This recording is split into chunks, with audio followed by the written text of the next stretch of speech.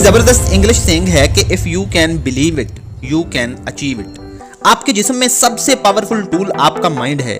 इसी वजह से आज जंगें हथियार की नहीं दिमाग की होती हैं। जिसे हराना है उसे ज़हनी तौर पर हरा दो, ज़हनी तौर पर बीमार कर दो, स्ट्रेस, डिप्रेशन और मायूसी में मुब्तला कर दो। उसके जहन में गुस्सा, नफरत और खौफ भर दो। यूं वो ज़हनी तौर पर बीमार होकर जिस्मानी तौर पर भी बीमार हो जाएगा और हार जाएगा।